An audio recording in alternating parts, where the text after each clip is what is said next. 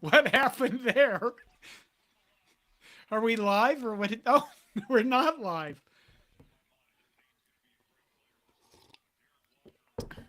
Greg? Greg?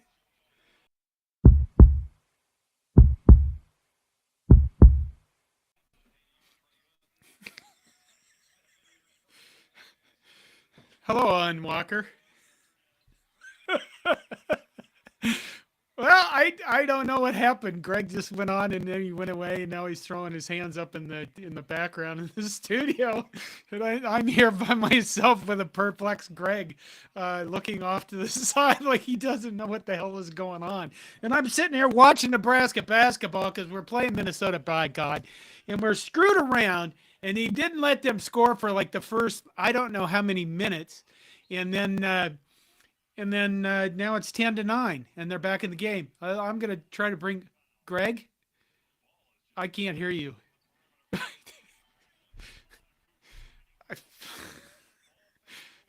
Okay, this is a great start to the Five Heart podcast. That can you? I'm not even sure what's going on because Greg was supposed to start the stream, and it looks like the stream has actually started.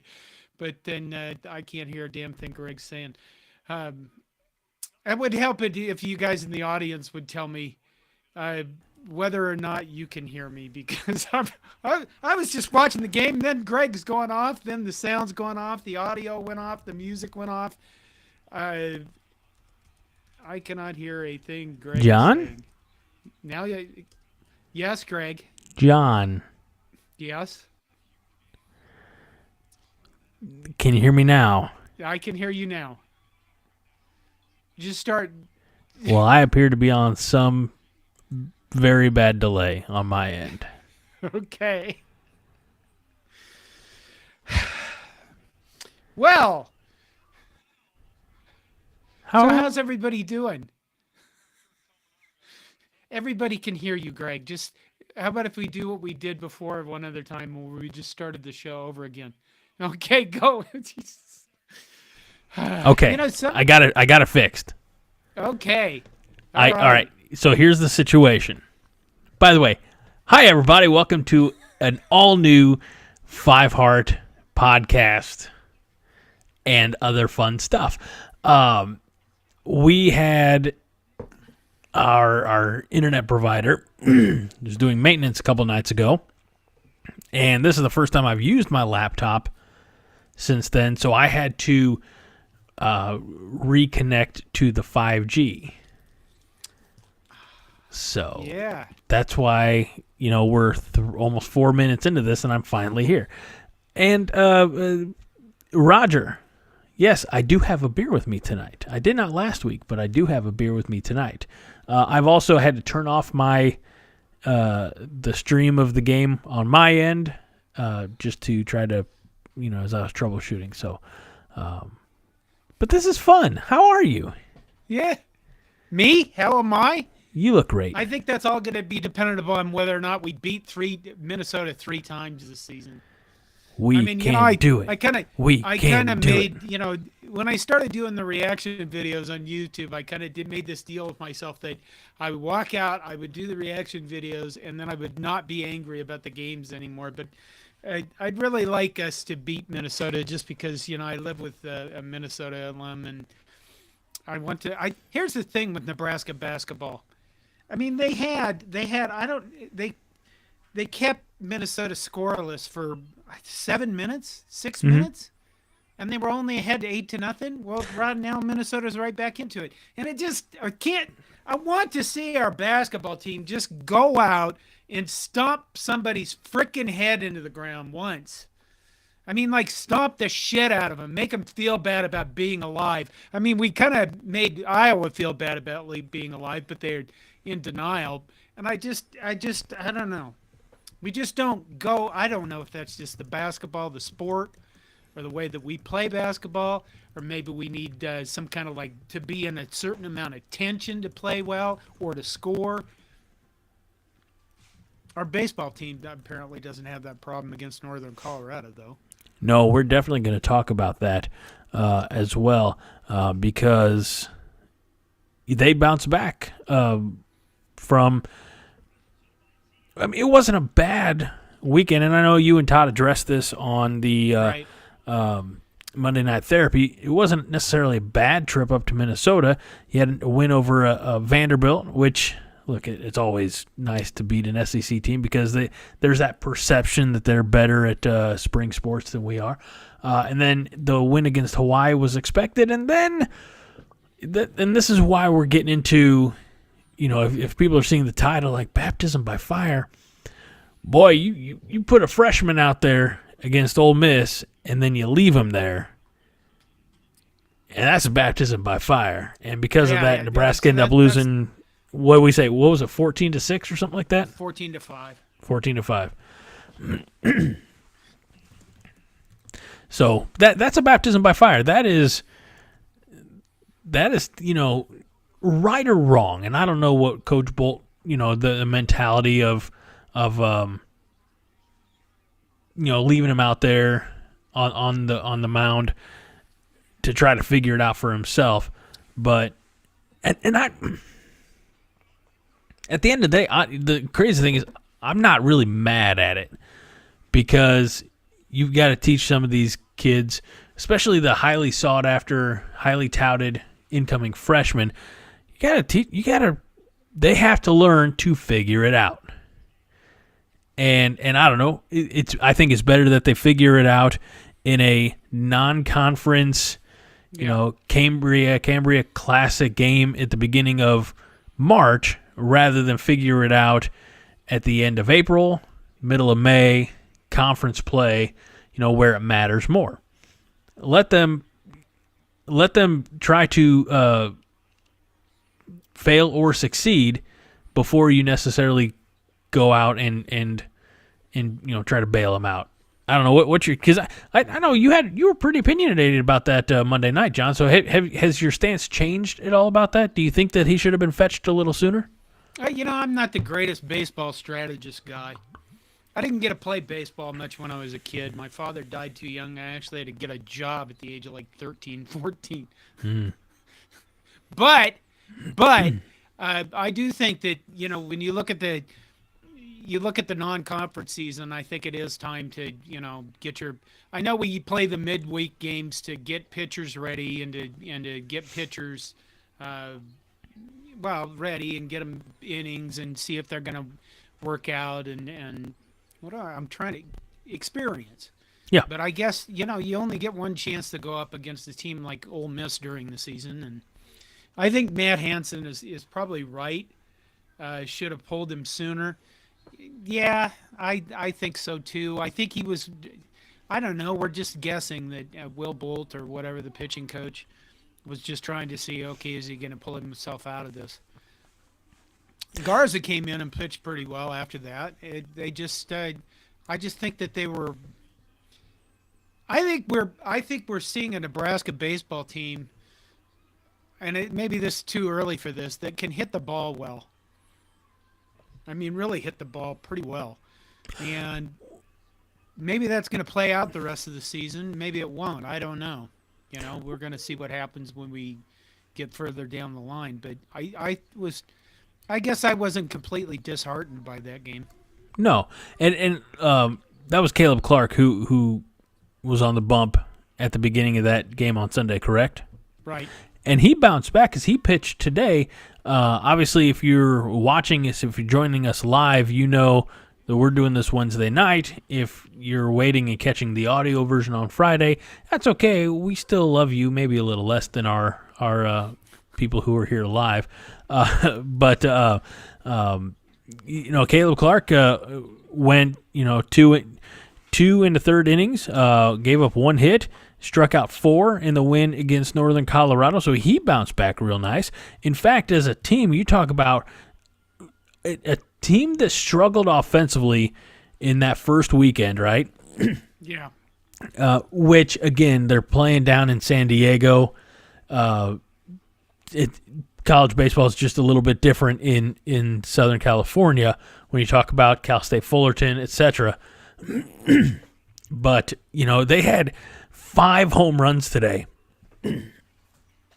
And that was that tied, or I said it's the most since 2020. And they have homered in 11 consecutive games.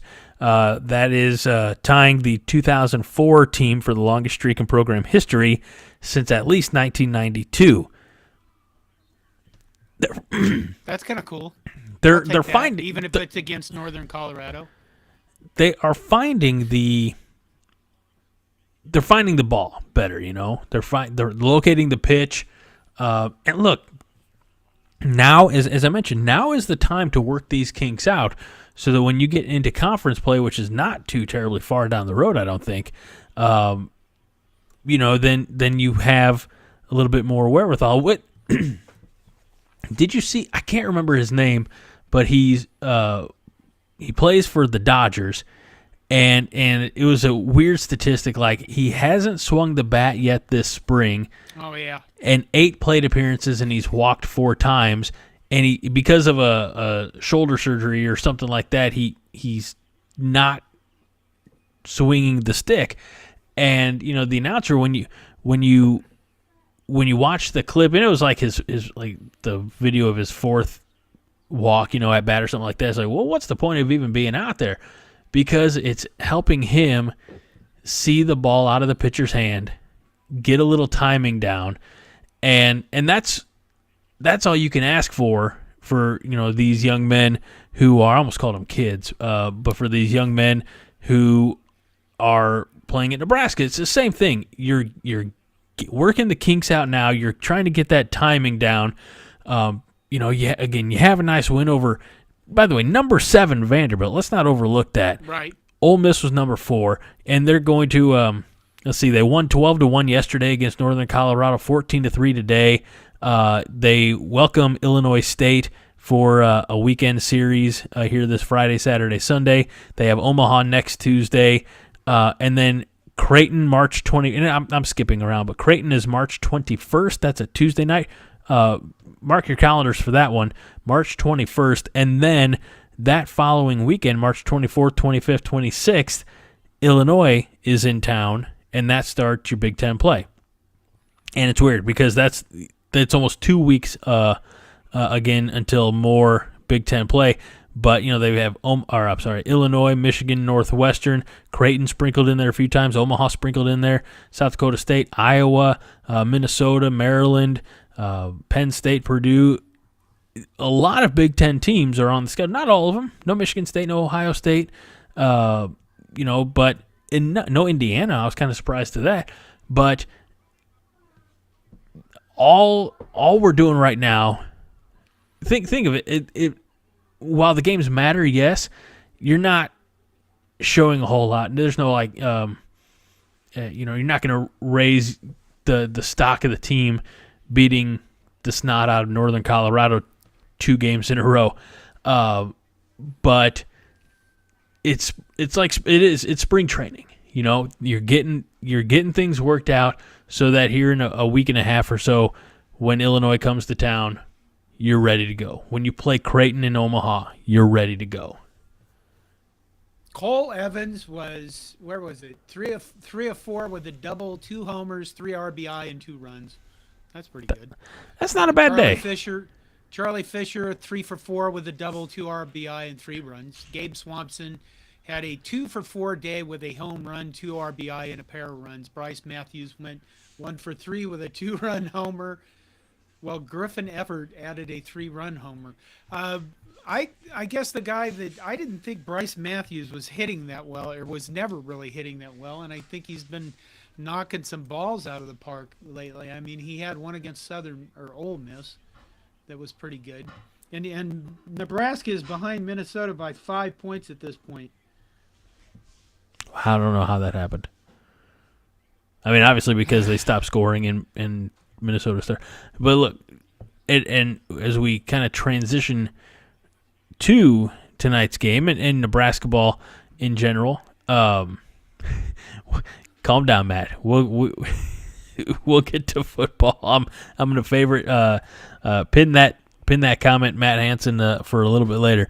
But talk about a team that needs to win, and that's the Nebraska men's basketball team. Before we kind of close the book on baseball, Joel Tilson asked, has it warmed up enough to have baseball in Lincoln?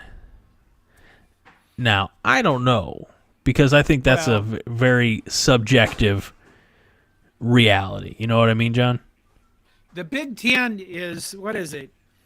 The Big Ten has a very specific thing where it has to be above a certain temperature, according to AccuWeather's real feel, in order for Big Ten teams to play baseball. I don't know if that applies to out of conference, but I think it's like 30 degrees or something. I mean, it's not very high. I know this because we all sat around in Minnesota one weekend watching the real feel temperature, whether it was going to go up or go down by a degree, so Nebraska could play Minnesota. But I guess it's warmed up enough that they're going to get their games in.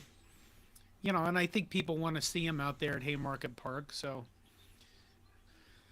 I think that's, you mentioned, you know, an important component is that Nebraska baseball, look, fans show out for Nebraska athletics. I don't know if, you know, obviously football, you look at volleyball. John, I don't know if you know this or not, but for a state that, fan base that doesn't care about basketball, we do a good job of filling up PBA. That is true. And you know, we love our baseball. Softball's exceptionally competitive, and because of that, obviously, you know, they draw a crowd as well. Women's basketball, I think, is the only one that I kind of half glossed over there, but you know, similarly, you know, the people turn out for Nebraska women's basketball. So yeah, I think Haymarket and the fan base is an interesting component, because I this is all conjecture, and I don't know anything specific, but I'm fairly certain that Nebraska baseball probably brings in more fans, you know, annually than any other Big Ten team. Oh God, not even close. I mean, Nebraska baseball is in the top 20 every year nationally for attendance, and if you go out, you might find a couple hundred people attend an Iowa game. So Yeah. I mean, people love their baseball in Lincoln. I just did. My God, what are we doing? I don't You know, for years I hated watching Wisconsin play basketball, but every time we start speeding this game up, I hate it. I want us to play as slow as molasses. I want us to run the clock down on every possession and take the best shot possible. Yeah, for a game that started out 8-0. We're down by 7. Now we're down by 6. I think it's interesting how Fred Hoiberg plays. His mix of players, I mean, Oleg is getting playing time, and Oleg is not an offensive threat at all.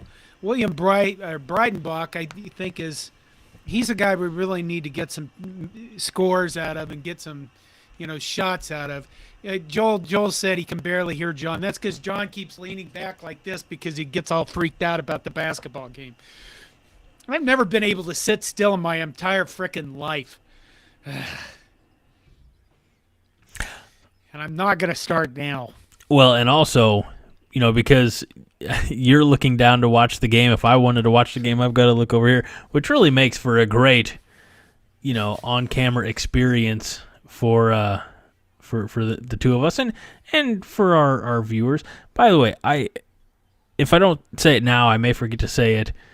Look, we know that you could be anywhere in the world watching anything in the world you want to watch tonight, and by God, we appreciate that you're here with us on this Wednesday, March 8th. And again, for you podcast listeners, March 10th, 11th, 12th, whatever. Okay, they show this thing. Oh, my Minnesota gosh. started 0-5 with field goals, and since they're 12 of 14. Well, that'll do it. Well, now they're ahead by 7. John, What? focus. What? Focus. You and me, big guy. All right. Breidenbach made a shot. There you Hey, go. look at that. Offensive rebound and put back. Okay. Do you want to carry the show, or do you want to watch the game? That's why I was hoping Jill would show up so you would talk to her about International Women's Day. I didn't even know today was the- International Women's Day. I think it's something like that. Let's check And, Google. The women's basketball team. International Women's Day 2023. It's today. It's happening right Yeah. now as we speak. My God, how do you not be alive and not know that? I kind of always thought it was made up. There's a day for everything. Okay. You know what? This is true. This is true. And I want to. And some days, some topics or subjects get more than one. A friend of the show, Josh, who's not with us here tonight, but he is usually. I said to him that I believe it was February 26th or 27th was National Cigar Day. And a couple of days later, almost a week goes by, and he calls me a liar, and he says March 6th is National Smoke a Cigar Day. I said, well, they're two different things. There's Donut Day, and then there's National Eat a Donut Day. I don't know.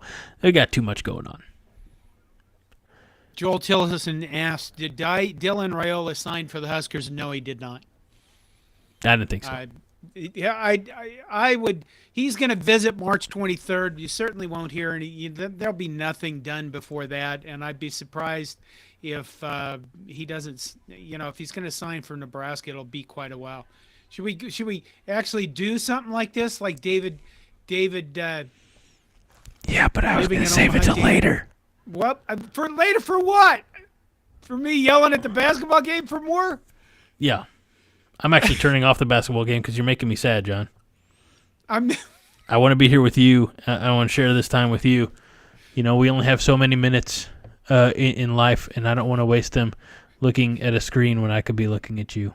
Oh, my God. My floor is filling up with poop. Of all the things that could come out of your body after the words I said, I'm actually kind of glad it's poop. No, I think it was flowing out of the internet and onto the floor. Okay. Speaking of you being, partially in places, Fred says that pretty sure Raiola didn't sign with us or John would be half naked and all oiled up. It's not until next year when actual signing day is. You can back out of a commitment at any point. Until you sign the paper. So this gets me to. Have you seen the movie? I know you've seen the movie. Whether or not you remember you've seen it, but The Waterboy, Adam Sandler. Yeah. You remember the old? I can't remember the actor's name, but I know he's been in a lot of he's been in a lot of Adam Sandler stuff. But he was the guy who really mumbled all Cajun like. Yeah. And I think when the Mud Dogs win, isn't he in like his straw hat and overalls, and he's just going? Yes. That's going to be what you're doing when Dylan Raiola signs. Yes, but not on a live video. But you didn't say not on video. You just said not on live video. I know. Nobody needs to see that stuff. I agree. All right. Fred wants to know, as he asks every week, what are you drinking, Greg? I have a Thunderhead Brewing beer, Corn Stalker, pretty good brew, and cool logo. I need to get out to Nebraska. On my other podcast, Nerds United, Mike asked me, at the beginning of the year, Greg, did you make a New Year's resolution? I said I did, and that's to drink more beer. And I had to qualify that by saying, look, I'm not drinking, a 30-pack of Busch Light, but I want to try more beers that I've not tried before. Spoiler alert, 2 weeks from now, I'm going to be in Florida, so I'm not going to be here for that show. I hope you plan on having a good substitute. But I hope to try some beers down while in Florida. What I'm drinking tonight comes to us from Ireland, and it is a delicious Smithwick's Irish Red Ale. A ruby red brew with a gentle hop bitterness and a sweet malt finish. 4.5% alcohol by volume. Brewed in... established in 1710. This might be the oldest beer I've ever had. I just want to know, as Wilhelm Breidenbach returns next year, is he going to change his hairstyle so he doesn't look like a serial killer? Because I, honest to God, believe that he gets calls against him because that's how he looks. He just looks like a guy that could turn you into furniture at any fucking moment in time. And I think he honestly gets called for, if there's a block or charge, he just got called for an offensive foul, and it looked offensive. But I think if it's borderline, he's not getting those calls because he looks like a guy that could kill you with a fork.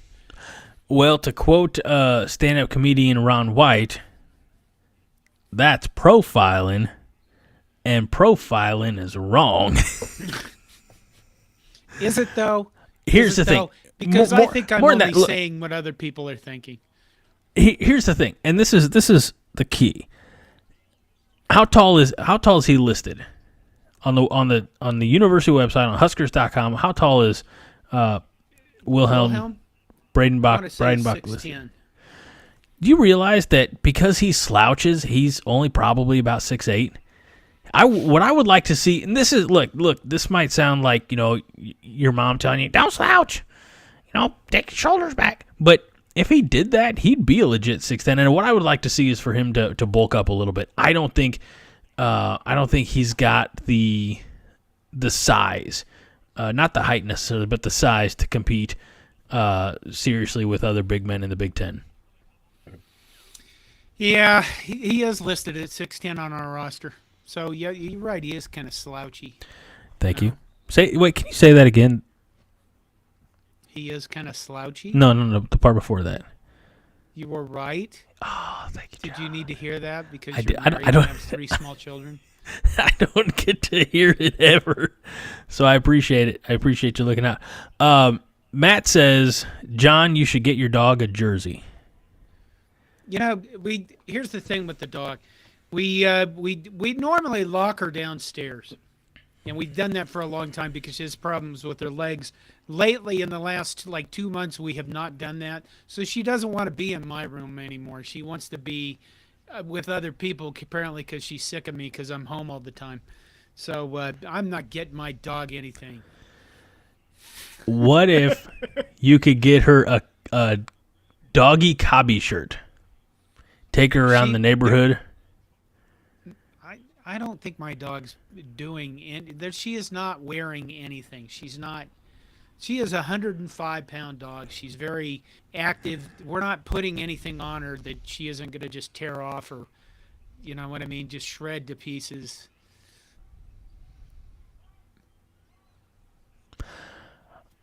This is an interesting. I'm not going to. This one. I'm reading this one, so that's why I was quiet. First of all, read it. Well, I will. Blaine says, I haven't returned to Nebraska since leaving in 1959. Hopefully, before I die, I can return to see a football game. Now, I just want to say, because this is all over the internet, we really have, aside from friend of the show, Josh, who I know personally used to be a roommate with up in Chadron, I've never met anybody, but I've always just assumed that Blaine was 35, 37 years old. Well, I guess that's not the case. Blaine, it's our hope as well, Blaine, that before the good Lord calls you home, or the deity of your choosing, I'll go with the one that I know. That yes, you can return to see a football game, and hopefully it's a win. I would the way he writes that I haven't returned to Nebraska since leaving in 1959. My first thought of that, Blaine, was that you're waiting for the statute of limitations to run out on something, and you don't imply that you can't come back, so maybe that's not the case. See here, God, he says Bill Jennings was coaching when I started listening to Big Red Football. Randy Pappas says, lost my 16-year-old. Okay. Lost my 16-year-old dog 2 weeks ago, had him cremated, and now he's back home in a urn. Been a long 2 weeks, go Big Red. That's sad. That's a long time to have somebody, an animal involved in your life. I don't ever see my dog being in an urn. Blaine Cole responds with, unfortunately, some things have no statute of limitations. This is true. Which, Blaine, you have now become an international man of mystery for us, and I thank you very much for that.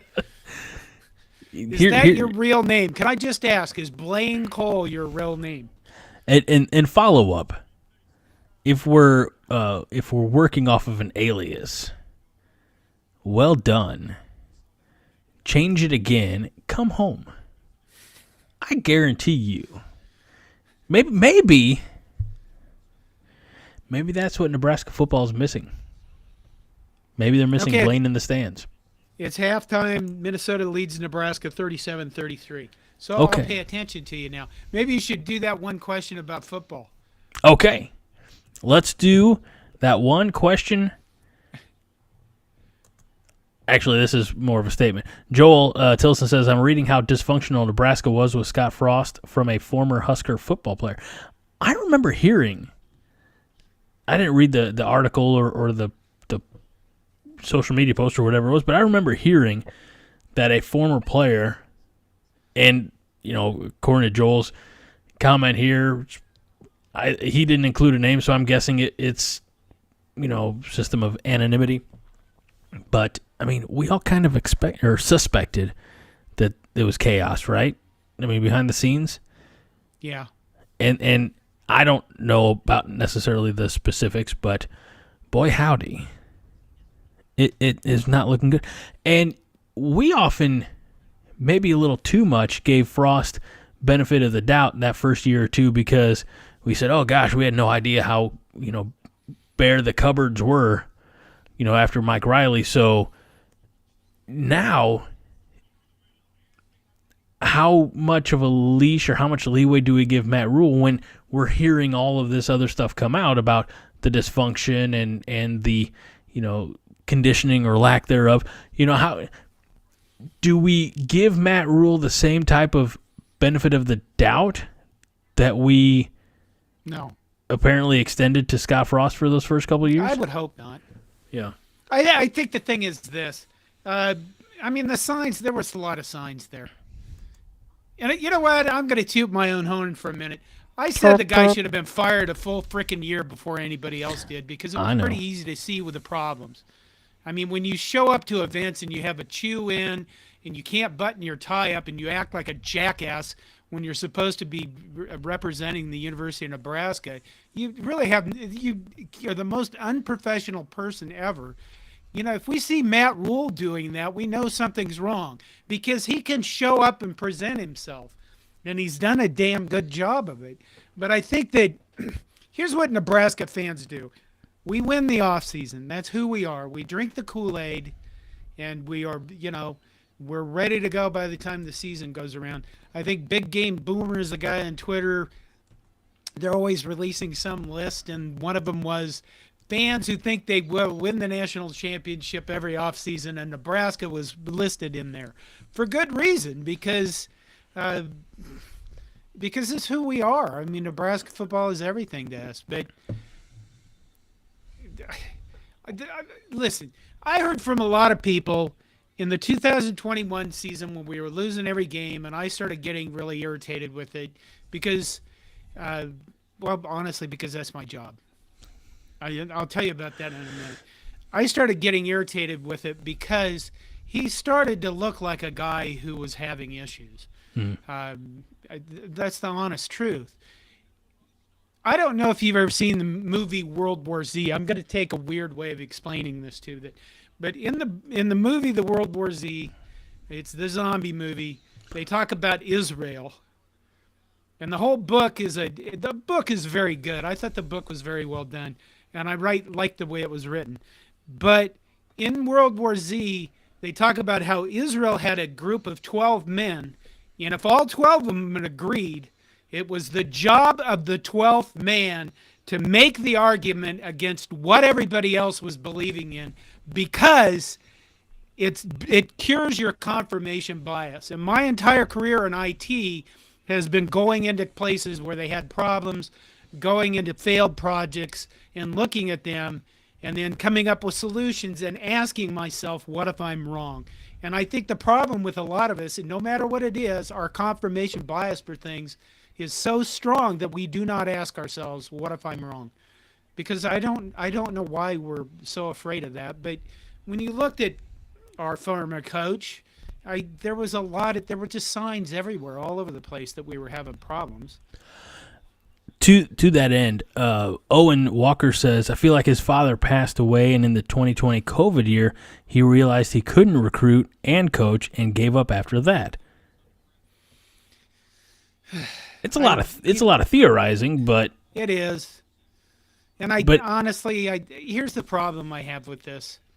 Matt Hansen says, I think after his season, Frost checked out. Here's the problem with this. Second season, clarification. What did I say? You said after the season. Oh, after his second season. You know what? Here's the problem with that is if you're doing that and you're stringing it along, I mean, the guy stole $40 million, and he apparently had no problem doing it. He had no problem stringing everybody along, which includes some of his best friends in coaching, and Matt Davison, honestly, because Matt Davison didn't get a $7.5 million buyout. But the whole thing is just unfortunate and horrible. I want to touch on that because you're absolutely right. If you realize that you're in over your head and not qualified for the task assigned to you, there's no shame in stepping down or asking for help.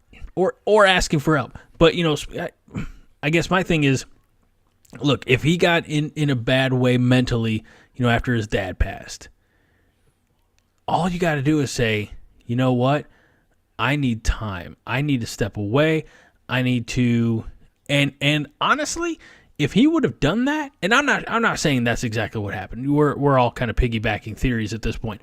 But if he would have done that, he would still be considered a hero today. Probably. because he wouldn't have strung us along for 3 more years of less than mediocrity, right?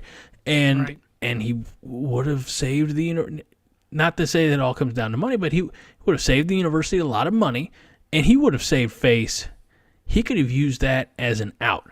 Like, hey, you know what? My dad died, and I'm realizing that some things are more important. I want to be with my family. I want to be, whatever, however you need to word that statement, and people would accept that. They would grieve for you. They would grieve with you, and they would welcome you back. Maybe not as head coach, but they would have, given you like a hero's farewell. A victor's send-off, even though you weren't victorious on the field. But you're right.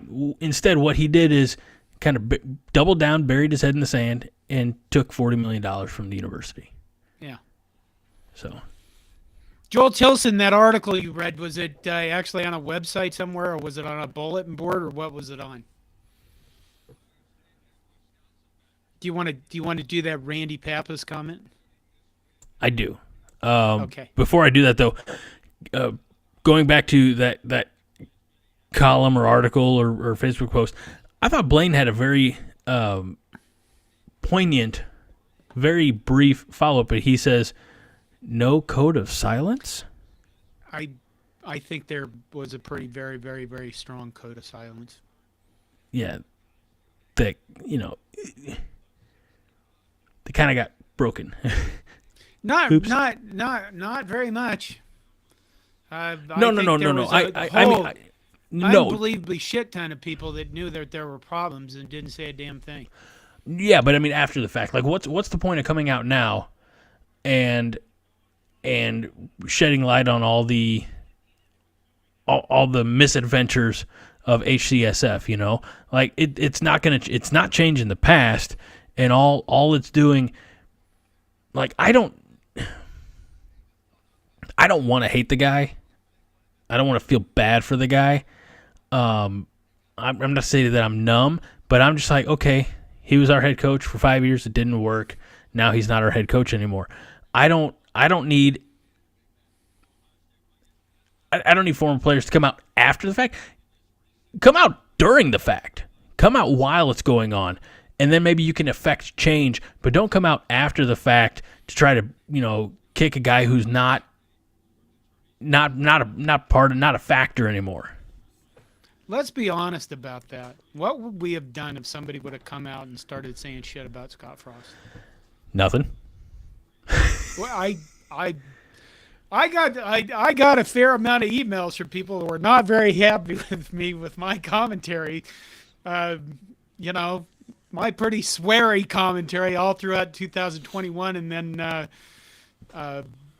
when I said Scott Frost should be fired after the Northwestern game, I got a fair amount of people very upset with me. But I thought about that. What if they would have done that? If a media person would have done that, they probably would have been buried and lost their job and not written for Nebraska anymore, honestly. Sure.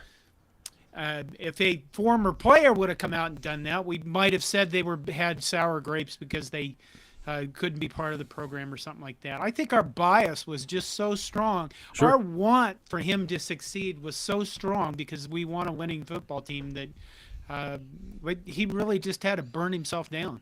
That's really the only way that this was going to come out, unless he pulled it out of his ass and became successful. Well, and not only did we want a successful football team, but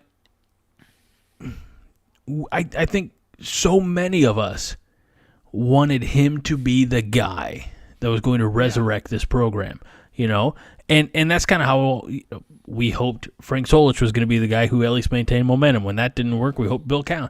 We hope probably. I mean, it's every new head coach. We hope that the team, the program is successful, right? But because of his connections here, because of his past, because he helped Nebraska win a national championship in 1997, we really, really, really wanted Scott Frost to be the guy that would return Nebraska to national prominence. Yeah. And so, because of that, there were scarlet-colored glasses for a very long time. And now that it's out, now that he's out, it feel like it's open season on him. So Joel Tilson says onside kick anyone, and then David Matney follows it up with saying, "Ha! He ruined the onside kick for me. Can you even think of the onside kick without thinking of Scott Frost?" Which is true. God, how terrible was that? I didn't mean to click on that. Bill Callahan was a reject from the Raiders. Okay. That's hurtful. All right, so we've got a few football-related things. I thought we were going to talk women's basketball tonight, but it does not look like that is going to happen. So maybe next time. Maybe when I'm in Florida, John. When are you in Florida? I just told you 2 weeks from now. I'll tell you about that off air. Listen. You should. It was probably the waning moments of the first half, so you weren't paying attention. All right, so let's get to some things right now. Okay. And then we'll get to some things in the not too distant future. So Randy Pappas watching on YouTube. Hello, Randy. Says Huskers are going through team building right now. They will have several players at Stars Hockey Arena tomorrow morning doing contests and things. It's closed to the public, but Randy's daughter works there.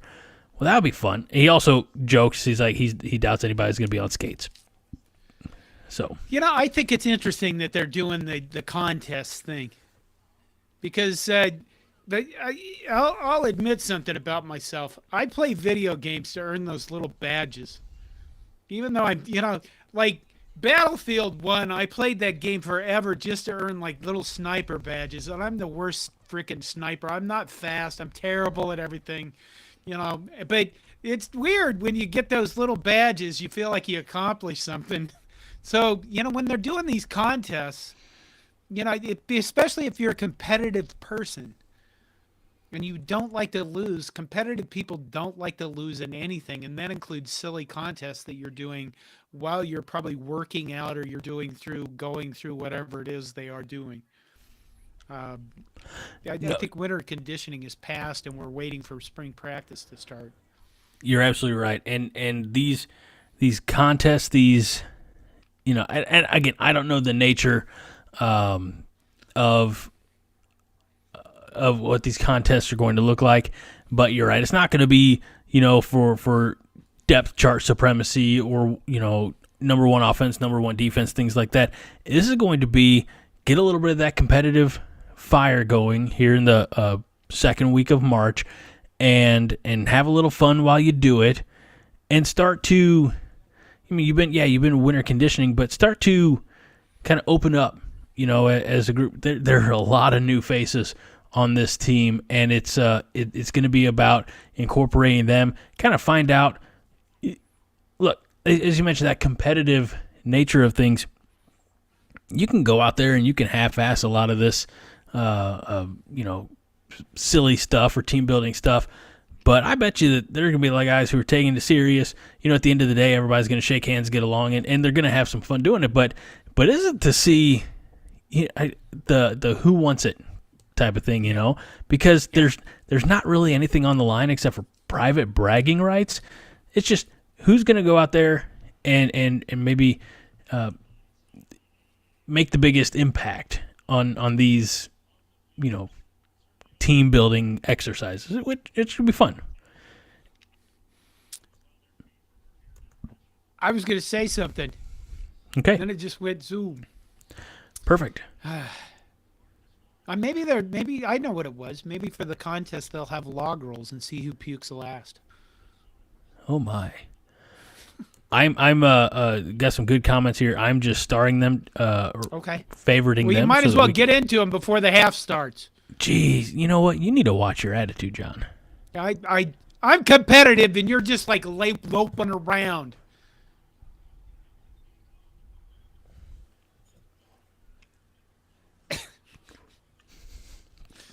All right. Living in Omaha, David Matney said earlier, football question. Based on the offseason performance by the new coaching staff so far, if you had to make a prediction today, what would our overall win-loss be? Bowl game? And then there was another similar one. Looking forward here. Ralph Davis, who's joining us on Facebook, says early rankings are underestimating Rhule and Huskers. In my opinion, that's good. Okay, that was I read that wrong. That's not a bad comment, Ralph. It's just not exactly what I thought. So let's do it, John. You and me right now. Okay. Do you have the schedule up? Yes, I do. Oh God. What? Okay. Just go ahead. Okay. All right. The first game is April 22nd. Nebraska versus Nebraska. Who do you got? Nebraska. Red. Yeah, okay. I mean, I don't think they've announced rosters yet. All right, let's get into the nuts and bolts, the meat. August 31st is a Thursday night game. Boy, not only we do when we kick off week 0, we do it in grand stupid fashion, don't we? August 30th, Thursday night at Minnesota. Win-loss. Win. Agreed. Then we take that weekend off naturally and then come back Saturday, September 9th at Colorado. Win. Rhule versus Prime. I say win too. What the hell is on me? All right, been attacked. All right, September 16th, home against Northern Illinois. Win. Win. September 23rd, home against Louisiana Tech. Win. Win. So far, 4-0. I'm not watching the comments because I'm going down the schedule, so I hope you're keeping track and people are putting in their dubs and their L's. First test, maybe, if I'm going to piss off one or two fan bases saying that. September 30th, home against Michigan. Loss. Win. Shame on you, John. Then we have October 7th on the road in Champaign against Illinois. Ooh. No Chase Brown. But it is on the road. I go win because it's March. Yeah, it's a win. Then we have a bye week on the 14th. Come back at home against Northwestern on October 21st.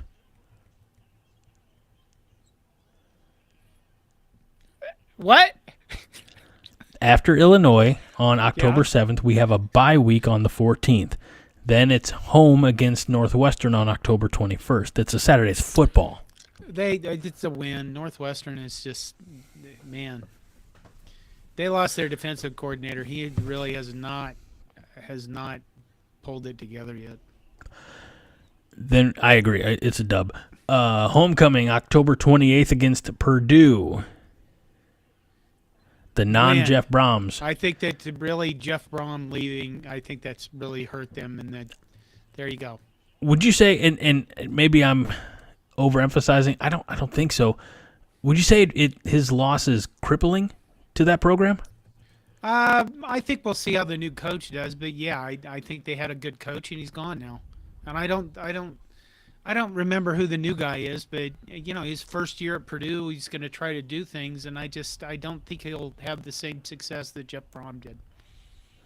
I mean, who could? All right, let's move on to the next one, which is on the road November 4th at Michigan State. I'm going to go loss.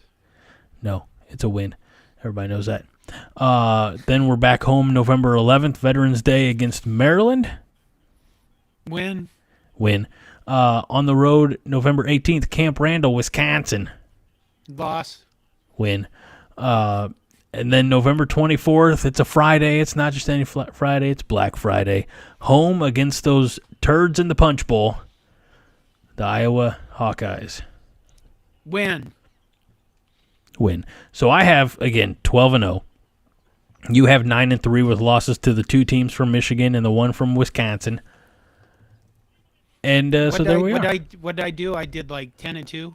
9-3. You did 9-3. You had losses to Michigan, okay. Michigan State, and Wisconsin. I had 12-0 because obviously I'm insane. But it was that same type of insanity that drives me and pushes me forward. So we have some comments, as we expected. James Marshall says, has there ever been a year in the Big Ten West that felt so wide open? Well, I thought last year was pretty wide open, and but yeah, you're right. I mean, new coach at Wisconsin, new coach at Purdue. Nebraska. Illinois is kind of, I don't know what Illinois is going to do. Minnesota going to have to replace Mo and Tanner Morgan, but I think they're a young quarterback. Now I can't remember his name because my brain is tied to this basketball game. It's like Adrian Kakalakadakadis. I think he's going to be pretty good, and they have some good backs there. But Iowa's just going to be Iowa. That program is just, I don't know. They're not. It's a mess. Joel says, sink the boat, Huskers win. Oh, that was talking about clearly one game, the Minnesota game. The Damn Beast Media says, good evening. Okay, welcome. Randy Papa says 7-5 is his call. I don't know where you're going to find. I think I think John was being generous to the opposition with 3 losses. I don't know. I don't know on that schedule where you find 5 losses. I'm sorry. Illinois. No, you don't. Because again, they don't have Chase Brown.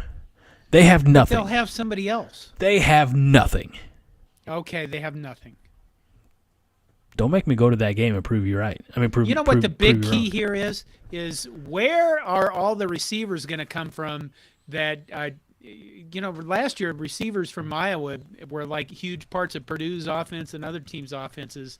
And, now Iowa just isn't getting those receivers to transfer out. They don't get anybody. So, okay, that's kind of silly. James Marshall says 8-4.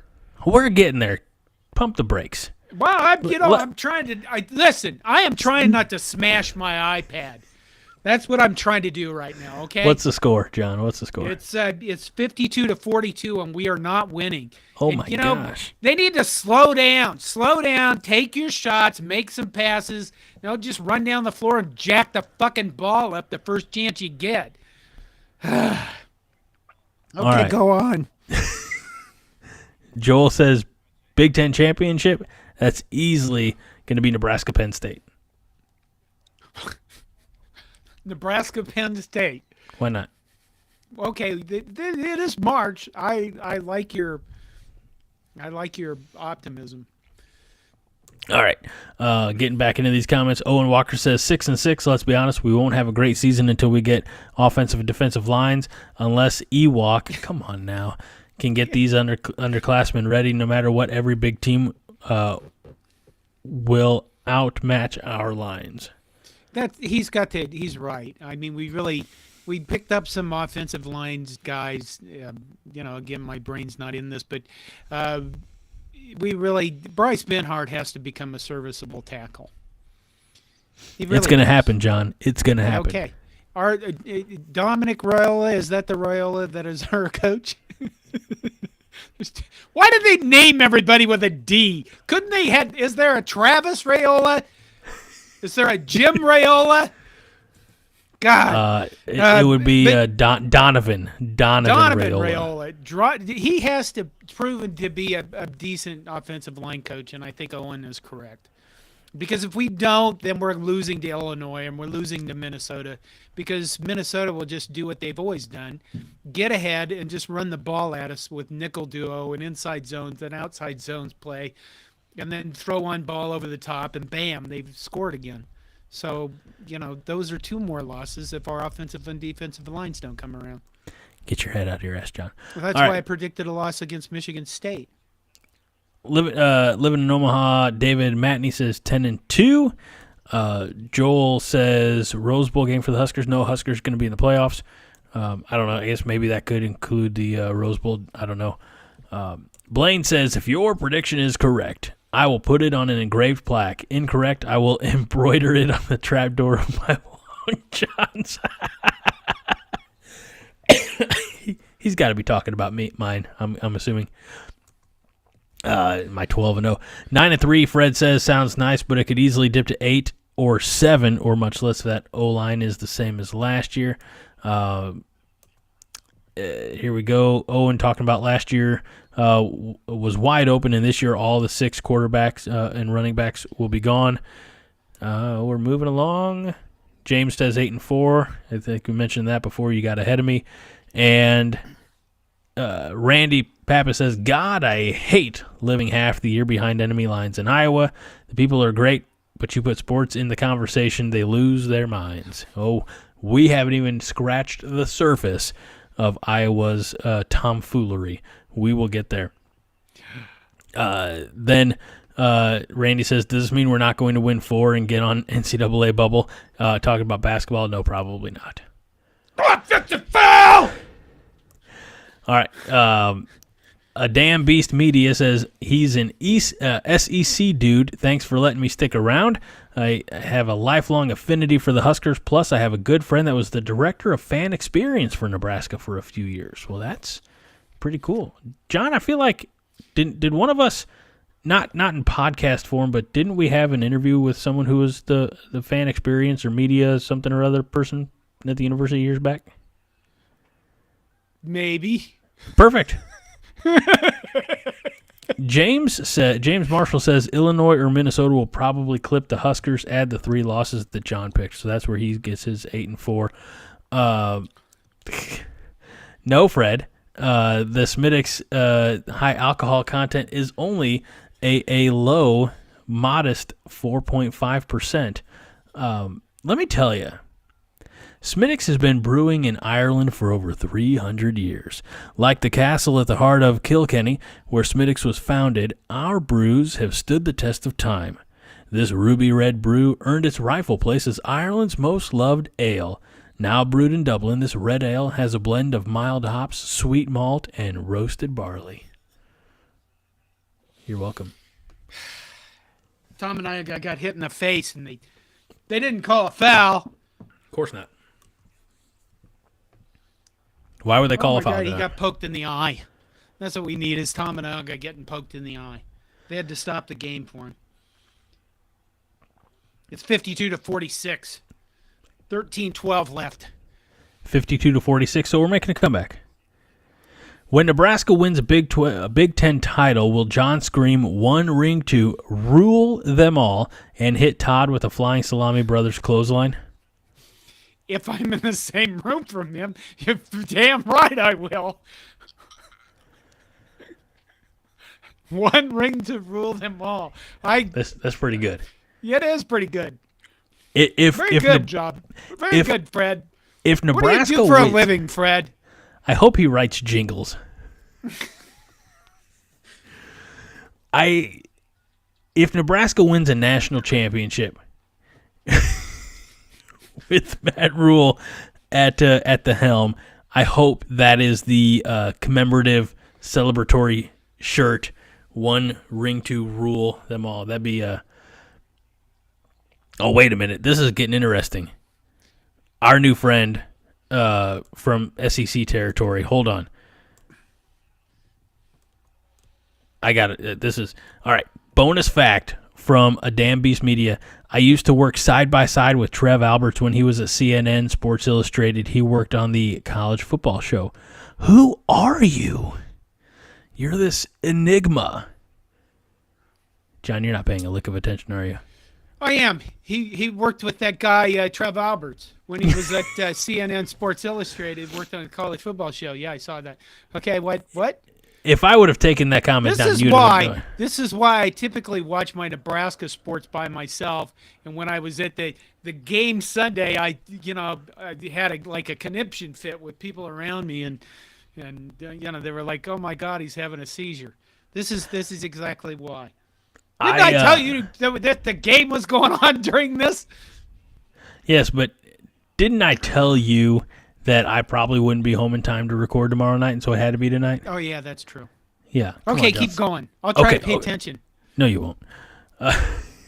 All right, so Blaine asks, okay, gents, how does women's basketball stack up against men's, in your opinion? Specifically, again, your opinions is related to quality of play, competitiveness, and entertainment value.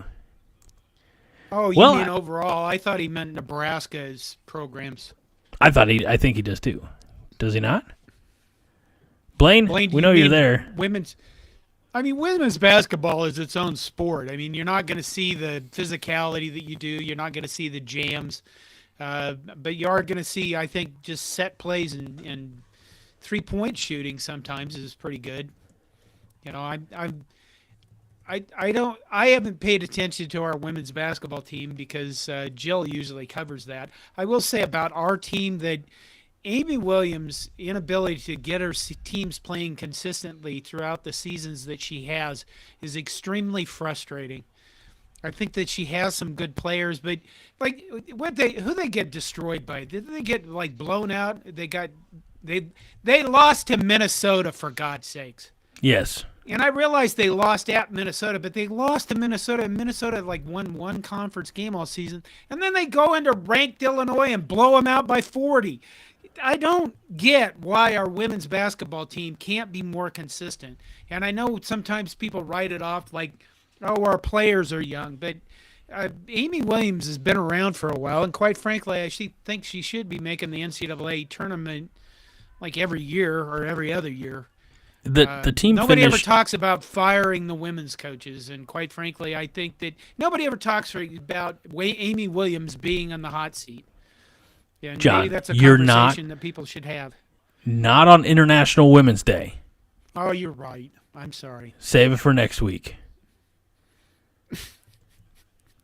But the women did finish 16-14 overall, 8-10 in the conference.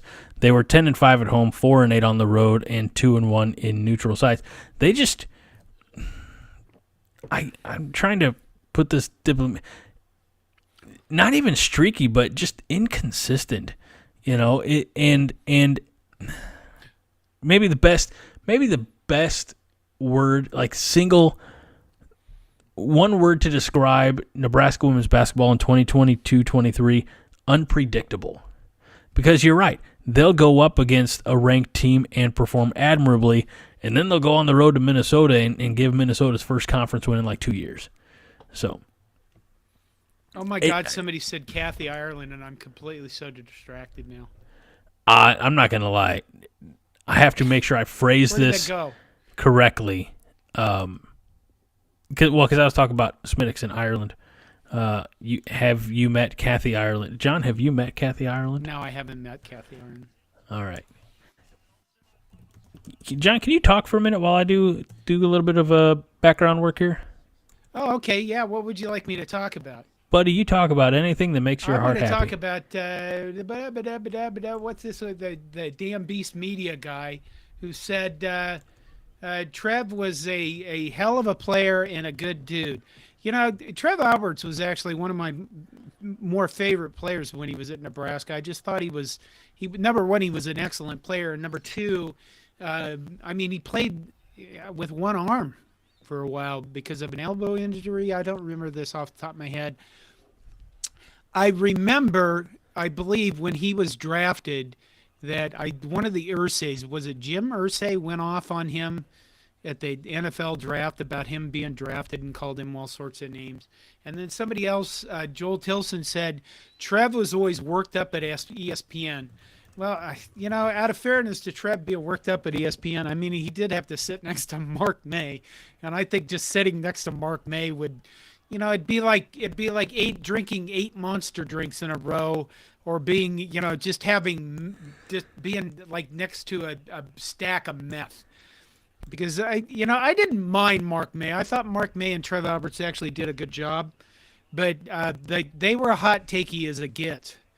So and it was TV, and I think they were a fun pair to watch for a while. Sometimes they were irritating, but I think that Trev Alberts made the right decision and went off TV and got into the world of being an athletic director. I'm just waiting. There's Kathy Ireland. So I remember Miss Ireland. There was a pub in our area. John, you okay? Yeah, I'm just. What's the matter, John? It's to slow it down. Just slow down. Just make your possessions count. So there was an Irish pub in the area where I grew up, and it was a pub, but it was more like they had fried fish on Fridays. It was like it was a restaurant, but it was also like a tavern. And I used to go there all the time as a kid with my family, and we'd watch whatever St. Louis sports was on, at the time, be it Cardinals or Blues or things like that. And they had posters because it was an Irish type of pub. It was called the Dandy, and it breaks my heart it's not there anymore. But they would have posters because Kathy Ireland, by name association, she was the unofficial, beer poster, woman of this little pub. And so from a young age, old Greg here, I've always been a fan of Kathy Ireland. It's not the reason I want to go to Ireland sometime, but I'm just saying. It looks like it'd be a fun place to visit. The Fred mountains Sacco of Ireland. Had a comment in there. Here it is. Fred Sacco says Mel Kiper ripped the Colts drafting Trev. Irsay naturally defended the pick. That was it. Mel Kiper is just irritating as hell. Yeah. I mean, that guy, his entire career, that guy's head looked like a penis. And that's all I could ever think of when I heard Mel Kiper talk about anything, is like how that's literally the hairstyle you chose. I mean, I've chosen David Garcia, guy that doesn't give a shit anymore, but I didn't start out this way, for God's sakes. All right, John, we are an hour and 10 into this. Let's take a look across the river, shall we? Look at Iowa's mess right now with the payout.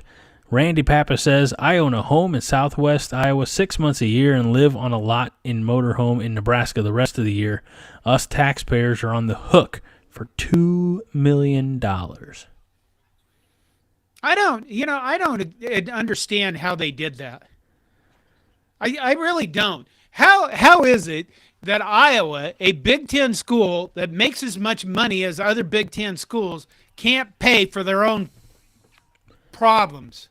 No, they're of their own design. Right. Contrast that with Nebraska, who paid a coach an extra $7.5 million to go away 3 weeks early, and didn't use taxpayer funds. Yeah. I mean, like, are you telling me that Iowa football or the Iowa athletic departments can't scrape together enough, nickels to pay $4 million for, like you said, a disaster of their own making? And the fourth one, I don't care how many times Iowa beat Nebraska on that football field consecutively. We have not had 4 racial, sexist settlements, anything like that. How they haven't just done a mass, everybody associated with athletics at the University of Iowa is gone, with the exception, I don't know, maybe the wrestling coach, they'd probably let him, stay. That wrestling team's pretty good. Wow. Kirk Ferentz comes out and says he wasn't happy with the settlement. They shouldn't have settled, and he would have liked to have seen it gone to trial or something to that effect. Because apparently dragging the University of Iowa through the public court system and the spectacle that would have caused Kirk doesn't give 2 shits about that. But he gives a damn about what Kirk's his reputation is. That just is the most amazing comments of a guy who is so completely not self-aware at all. No. Doesn't give a damn about anybody but himself. I'm just glad that none of those people are in our program. I would rather Scott Frost's drunk ass comes back for another shitty year than having any of those people involved with our athletic department. If you want a really strongly worded statement, that is mine.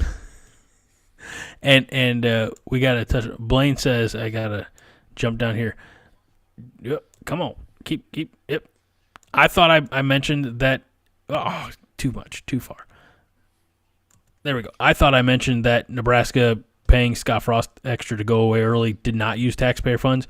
But for clarification, if I did not, Blaine says, and didn't pay with taxpayer money. So I thought I did. I'm sorry. I apologize. You're right. And James is not wrong either. He says that Kirk thinks he's innocent. And so, and John, I know this kind of piggyback off what you said. It's all about his own ego and his own, false sense of moral superiority. Like, look, I know now Nebraska is kind of being run like a multi-million-dollar organization, which essentially it is, right? The football team. But Kirk, you're the CEO. And so you are responsible for everything. And to let some of this go on as long as you did, you don't get to play the victim, sir. Yeah. It's, I don't know, it's sad. You know what, it's sad. At some point you kind of look at him and go, I'm embarrassed for you, but since it's Iowa, I'm not really shedding any tears over it. Mm-mm. All right, John. Last topic, and then you can go watch the basketball game. What's the score, by the way? 60-57, 3 down, 9:01 left. Oh, perfect. Wait, 60. I think they just got a technical against Minnesota or something because Tom and August shot 2 shots, and then we got the ball again. Hey. I didn't see what was going on there because I was actually paying attention to you, Greg. Thank you. And our fans. Yeah, well, pay more attention to them than me. I have to be here. They choose to be here. All right. Well, all right. Let's touch on this. Damned Beast Media says, "Pardon me. I'm sorry. We don't have any Grey Poupon." He says, "I'm new to the Corn Nation channel. Our esteemed host. Oh my gosh, look at us. We're esteemed. Exactly. Nebraska grads, fans, or media." Yes. All right. Do we want to do a very quick origin story for Damned Beast Media? Sure. All right, John. So John graduated from the University of Nebraska in 1953. It's somewhere in there. Was it 83, 84, It was 87? 89, 87.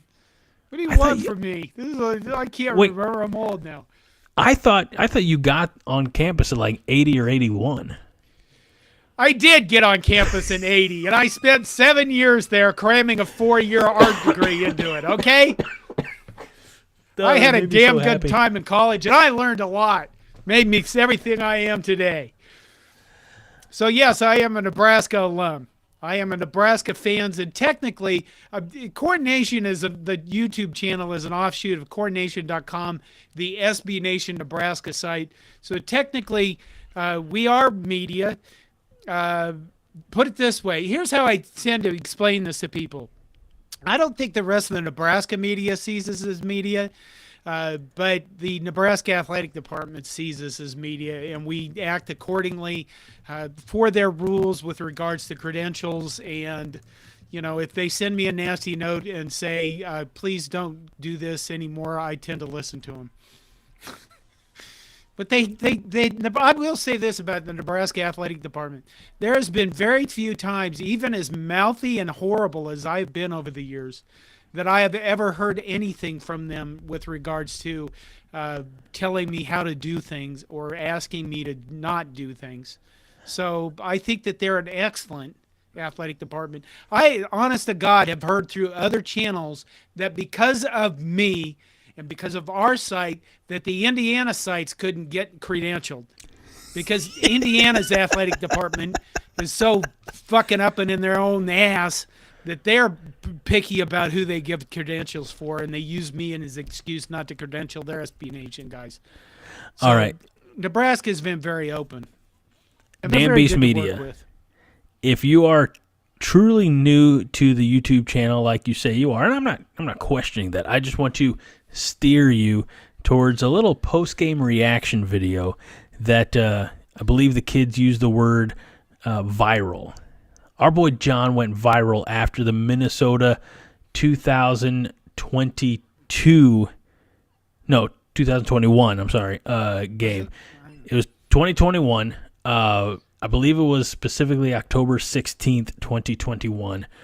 And John's little 5-minute on the field post-game video, we learned a few things, and we created a little slogan out of that from the end of that video. So I would like to steer you, dear Damn Beast Media, towards that video as probably the video with the most views on the Corn Nation YouTube channel. It's usually near the top. My story is different. I'm actually currently live, as the crow flies, probably 7 miles from the hospital that I was born at in southern Illinois. I moved to northwestern Nebraska at the age of 21, and started my radio career there. So I was media, and from Illinois, there's, especially downstate Illinois, there's no loyalty to the Illini. So I went into Nebraska a clean slate, and the people of Nebraska took me in and made me one of their own. So when I left Nebraska in November of 2006 as a 24-year-old, had to do the math on that one, I left as a Husker fan, and eventually I got out of radio, but I still had that yearning to, hear my own voice. No, I don't even listen to these shows when it's all done. But I definitely had the desire to continue just talking about the team that I grew to love. So that started with me podcasting on another website, and then that kind of went defunct. Eventually got the invitation by my old podcast partner and the approval from John.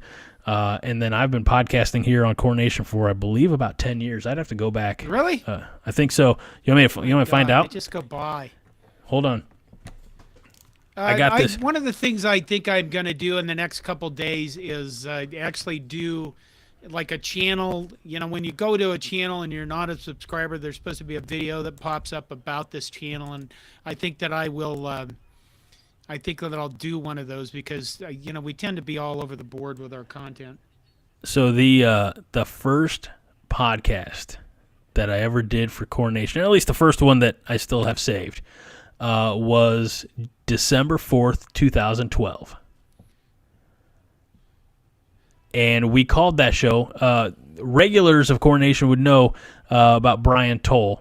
and how we tragically lost him 5.5 years ago. But he was my co-host partner, and we called that show Detasseling the Huskers, and that was a mailbag show. And basically, we just, via social media or email, we collected questions about throughout the week, and then we answered them on the podcast, and that was a lot of fun. And then eventually that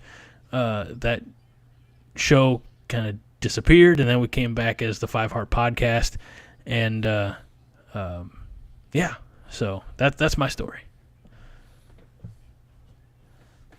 David Matley correctly defines what I was looking for, which is a channel trailer. In a world where there is no hope. 63-60, Minnesota still leads. 6:13 left. Nebraska with the ball. We're getting down to it. Here we go. Rhule scored 63-60, whatever 63-62. I can't do math. All right, last one of the night. Matt Hansen says no one's mentioned Dylan Raiola yet. Now, in his defense, he said this an hour and change ago. The Raiola watch gets tiring. You think so, Matt? Come on. He's the number one recruit. And if we mention Dylan Raiola, the thing about the offseason is if you have that much buzz about one guy, you kind of have to mention him just for the web hits. Because if we do a video or we do an article on Dylan Raiola, everybody wants to read it. And I agree, it's probably, if it gets strung out and there's a lot about it, it probably will get tiring, because I'm sure that there will be other players that Nebraska has interested that are interesting players. But I don't know if we'll pay attention to him as much. You kind of have to cover him because he is such a high-profile guy. But yeah, you're right. It's a long off season. It'll be even a longer off season if we lose this game. John, do you want to go watch the rest of the game in peace? Yeah. Well, I think that it would be a good idea for me to probably, with about 5 minutes left to end this, so that people don't watch me have seizures repeatedly. I want to mention this real quick because Danby's Media said John sounds like him, UGA grad, journalism school, national media member, and lifelong fan. And Nebraska, I was just talking about this today at the office, which, again, is also in Southern Illinois, and really I'm the only Nebraska fan out there. But Nebraska, as we know, picked up several players in the transfer portal from Georgia. And so I just got to run this by a Dan Beast Media, because we have a nickname for these players who've come from Georgia to Nebraska, and we call them Corn Dogs, DAWGS. And I just want your take real quick in the comments, Dan Beast Media. Thumbs up, thumbs down. What do you think about that nickname for those players who came from Georgia and are now in Lincoln? Corn Dogs. I like it. The guy in my office liked it.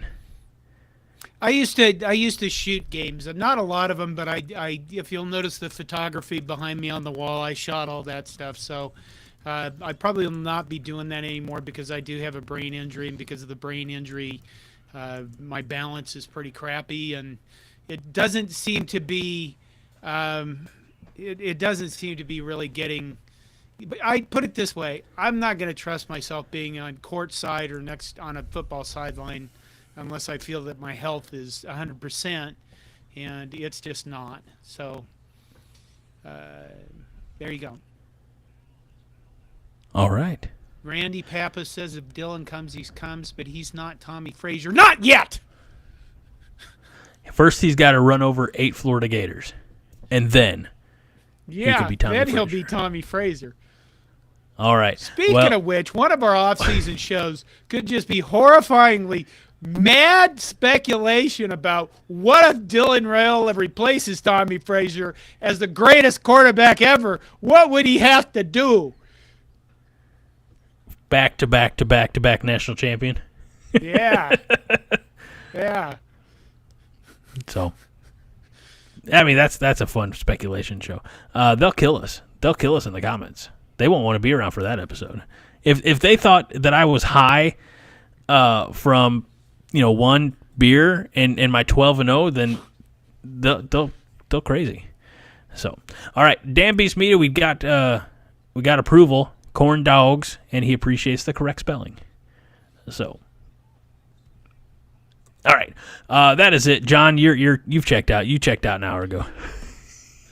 What did you call there? I don't know, but you go watch it. I mean, he fucking pushed off once, and then he knocks the guy to the floor, and you call us for that?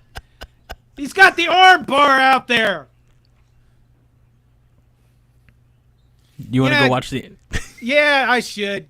Okay, thanks you guys for showing up.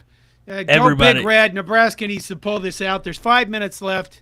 It's 63 to, well, it's not 63 to 60. Minnesota just hit a 3. We just can't get over that hump. Although, we didn't get over that hump until late in the Iowa game either. So I was kind of surprised we even beat Iowa in the first place. And we did. We came back, and now Tominaga hit a shot because he's like, knock me to the floor. I'm fucking scoring, you sons of bitches. That's what's going to go. I'm going to go swear a lot in my house. Okay.